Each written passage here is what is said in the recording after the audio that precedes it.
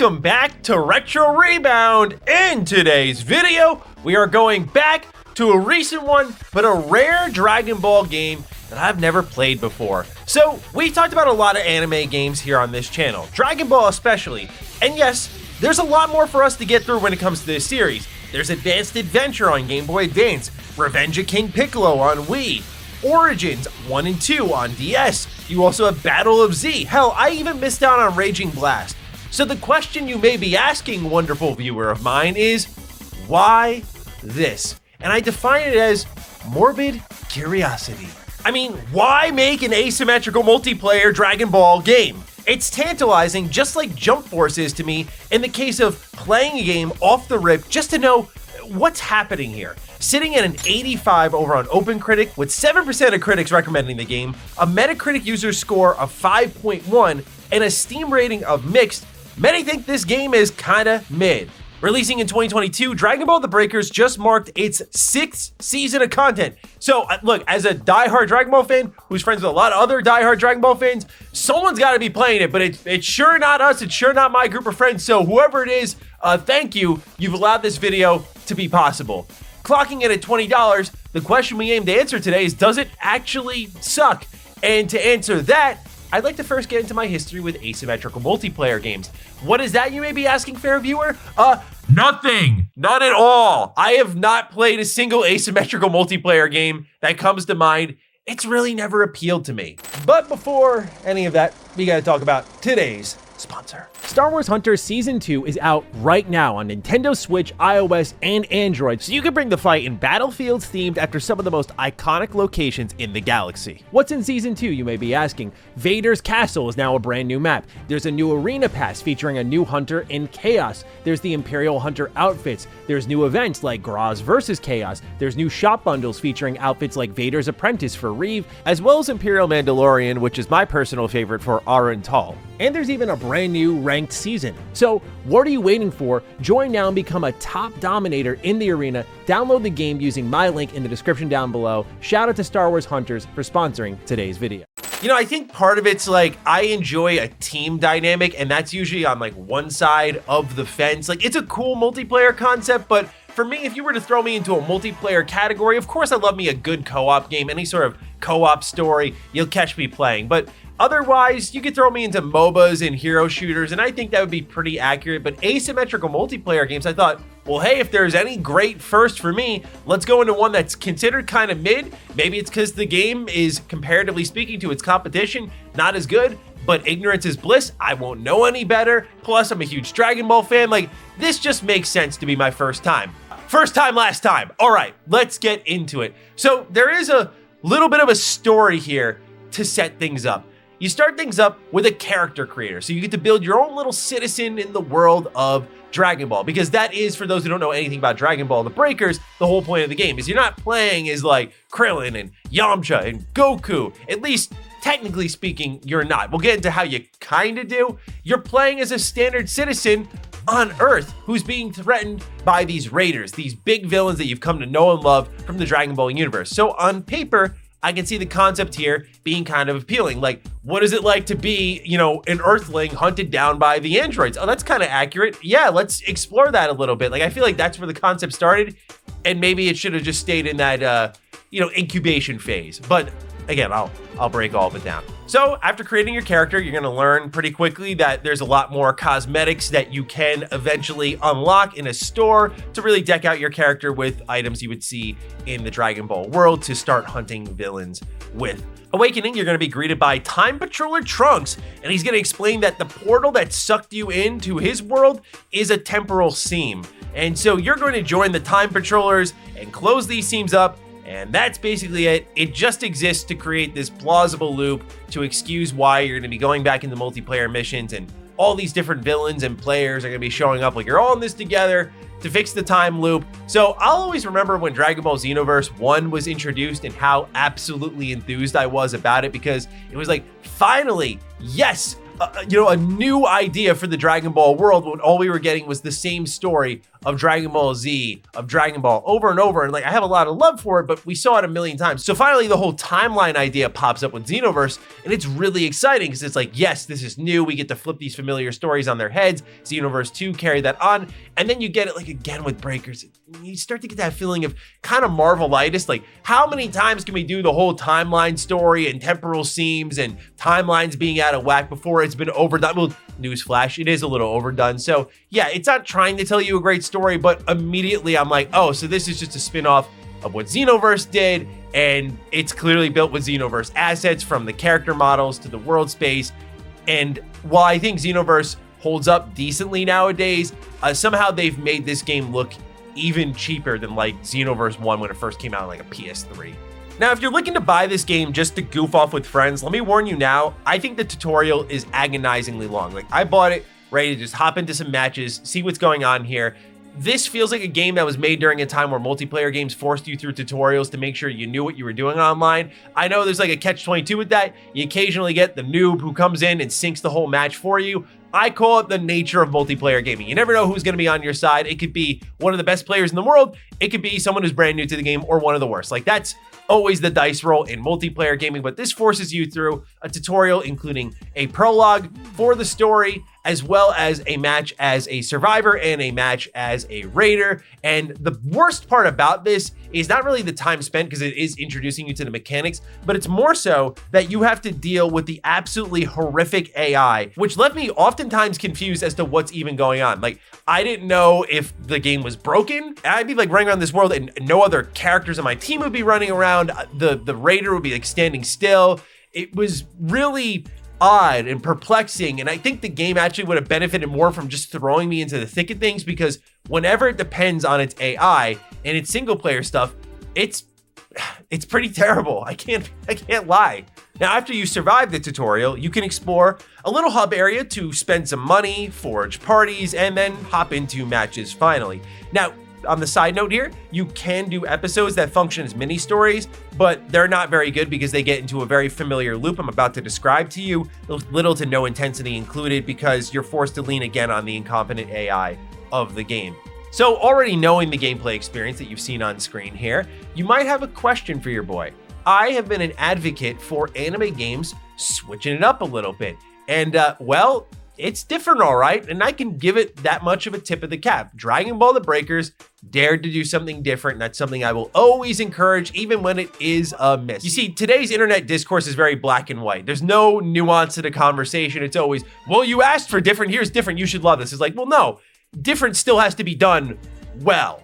I have a history of complaining about really every anime game as of lately just being a 3D fighter. It doesn't affect my overall enjoyment of it, but I do think that when right now anime is at the absolute peak of popularity that's ever been at, we shouldn't just only be getting fighters, but you have Ultimate Ninja Storm, My Hero Wants Justice, Jujutsu Kaisen Curse Clash, DBZ Kakarot, which is basically a 3D fighter in an action RPG. Even when it's something like Hunter x Hunter Nen Impact, like, it's cool to see that they're doing 2D, but the bar shouldn't be that low that when I see 2D, I'm like, oh, at least it's something different. I mean, at least One Piece Odyssey was a turn-based game. At least you occasionally got a Warriors game, but there's no denying that anime games are incredibly dependent on the 3D fighter formula. Demon Slayer being a 3D fighter kind of bugged me, because I feel like that's a great opportunity to be, you know, an RPG. I hope if there's ever a free rent video game, for the love of God, if they force that into a fighter, I will lose my mind, because that is a perfect turn-based RPG template, but I'm sure we'll have to wait a couple of years for that one. So what I'm trying to say is, I guess with Dragon Ball The Breakers, I got what I wished for. I've been asking for something different, especially from some of the big shonen, Naruto, Dragon Ball, One Piece. One Piece did do something different, and they did it well. Dragon Ball did something different here, they just didn't do it as well. It's funny, because like, you have that Spy X Family game, Spy X Anya, where you like, it's kind of Pokemon Snap-esque. I don't know if it reviewed well or not, but it's like, that exists at least, that's there. Anyway, for starters, this camera is awful. It's so bad, man. Like, I just don't know how else to put it. It's so bad. So I had this whole issue that I talked about actually just in our Star Wars Bounty Hunter review, where I mentioned how the remaster fixed the camera. In 2002, keep that year in mind, you had Jango Fett standing at the center of the screen, and when you use the camera, it kind of swiveled around his body and went wide. It didn't function how third-person cameras do nowadays, where it's centered on the character and rotates around them. We were still figuring things out back then. So I gave Bounty Hunter a pass, and I loved how the remaster fixed that. It's unbelievable that this soon I sit down with Dragon Ball The Breakers and it feels like I'm brought back to 2002, where I'm like, oh, we're still figuring out 3D cameras. No, we're not. No, we're not. We know how these things work. Why does this function this way, where I can run from the left end of the screen to the right end of the screen back and forth without this thing moving? My assumption, my guess, is that the idea was to be able to see everything in front of you without much camera movement at all. Why do you benefit from this? You get greater visibility. But I don't believe for a dang second that if you attach the camera to the character model in a normal way, as cameras typically function in, 3D games, I think I still would have had better visibility. And the problem is, like, when action picks up, as I'll break down with the dragon changes, this camera ruins everything. But it's also just unpleasant to run into buildings. It's unpleasant to exist in the world. Like, I can't emphasize enough how important cameras are, because when they're off, which they're infrequently off nowadays because we know how to do it, but when they're off,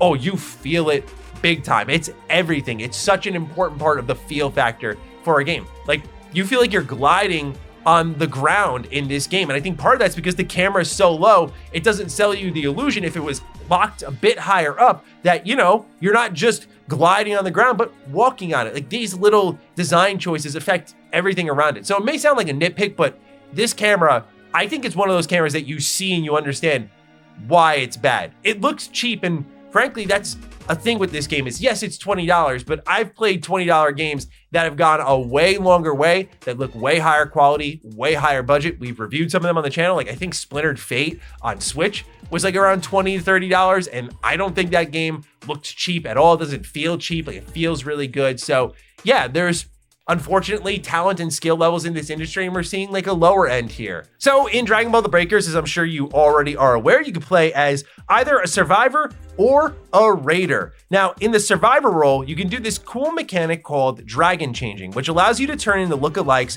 of popular Dragon Ball characters to fight back. So this is where like combat actually can pick up. And the best thing about this is the story tries to make use of this for fights, but they largely feel terrible in every way because of the aforementioned camera. But also, I'm not sure why they tried this, because it's not really what you're here for. I get it if the fighting isn't great in Dragon Ball The Breakers. It's a $20 game focused on asymmetrical multiplayer. So why is your story trying to bring fighting into it when it's not a game about fighting, because the tech isn't there for the fighting to feel good, the VFX aren't there for the fighting to look good. Like, it looks and feels terrible. So why it's here blows my mind. But they try at least to bring some fights into the mix. Like, one time I was fighting Raccoon and I was like, this is just like the most disengaging stuff I have played. Now, I can say on the other end that you have those desperate moments where you're trying to hold off a raider or give people time to escape or complete a task. It's great. However, these dragon change variants do come with a little bit of a caveat in that most of the variants you can get here are unlocked through a gacha system called Spirit Siphons. And you could also get some stuff through the Battle Pass as well. But yeah, you get to play a gacha game to get more characters, and there are star ratings, and you can pay for new polls and get 5-star characters. Now, I think based on what I played, the dragon change is good for buying time, but you're not going to overrule and stun and knock out a raider unless they're legitimately god-awful at the game. It's designed as an escape tool more than anything, and when you use it that way, it feels a lot better. It makes a lot more sense. But since fighting is a big part of it, and sometimes you need to do that again to buy time to like knock a raider away so that someone can finish a task, that's where it's at its best, because it's more of a tool than what it's typically presented as, which is a system to give you the conduit to what Dragon Ball games are known for, which is fighting. It's a show about fighting. It's a manga about fighting. So yeah, fighting's always going to be at the forefront, but this is a game that doesn't do fighting well. So funny enough, the fighting is best when it's a tool in your tool belt that you deploy occasionally to either escape or buy some time. Now, that sounds pretty good in practice, right? Because if you have everyone doing different tasks on the map, this can create really great dynamic moments. But if I had a really strong critique of anything design-wise with Dragon Ball The Breakers, it's actually the lack of tasks on the map. Teamwork and those narrow escapes are what make this game great, but I feel like those modes in the game are never really encouraging those sorts of encounters enough. You're dropped in and all you need to do is find a bunch of keys to escape. And you can do other things like rescue fellow survivors, farm items, collect the Dragon Balls in a first-person view, by the way, that gives you a dragon radar, and it really made me want to have some kind of Dragon Ball survival game, but that's a whole other video. But I think if Dragon Ball The Breakers had an ability to create more dynamic scenarios through a greater volume of tasks to work with as a team on the map, you'd actually have something here. I can't believe I'm saying this, but like, I almost wonder if they could have taken a page out of the book of Among Us. And I don't say it like, I can't believe I'm saying this because Among Us is bad. Like, I actually like Among Us a lot. It's just funny to be referencing in a conversation about Dragon Ball Among Us. But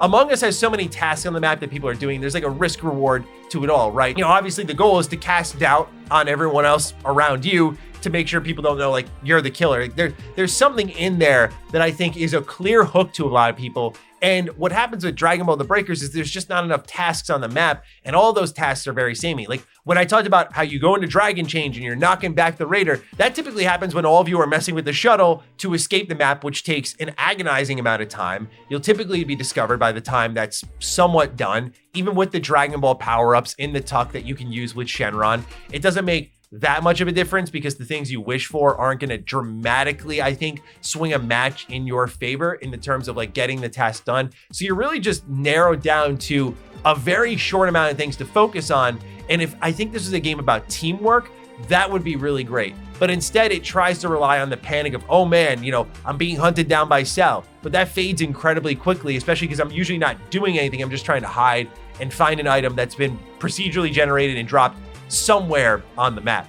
Now, playing as a Raider is a lot more fun. You gradually evolve into one of three forms as you take out enemies. These lead to some really brutal kill animations. Like playing as Cell and just watching his tail come in and stab someone and hearing that sound effect, like that's to me aesthetically the best part of the game. You really do feel like just this big bad villain from the Dragon Ball universe that everyone beneath you is like ants. Like you can stomp them out in a heartbeat. And that's how it kind of goes, where yeah, the survivors don't really fight back that well. You can find items on the map like rocket launchers and fight back in some way, shape, or form, but you're never going to be as powerful. It's really just about who can hide the most versus if you find them, like that's it, they're done for. And that's always been the hook, to my knowledge, with asymmetrical multiplayer games. So yeah, playing as the Raider is definitely the best part of the game. The problem is at launch, and it's not as much of a problem now, is that since the way the game's balanced, you have like 7 survivors and you have 1 Raider, like most of the time you're going to be playing as a survivor, and that doesn't feel great. But when you're playing as a Raider,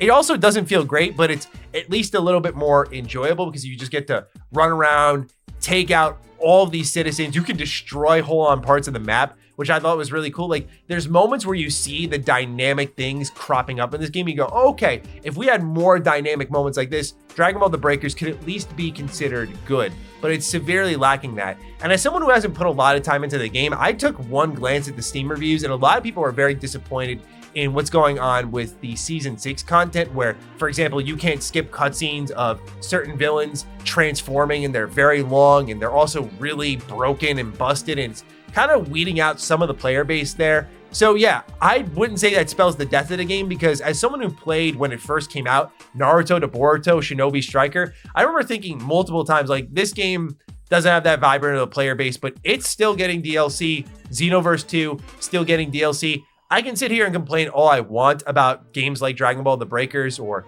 middling service titles from the anime library, but the reality is that for all my critiques of Bandai, they do hang with these games for a while. If Xenoverse 2 was not anything to go by, they hang with them for a while.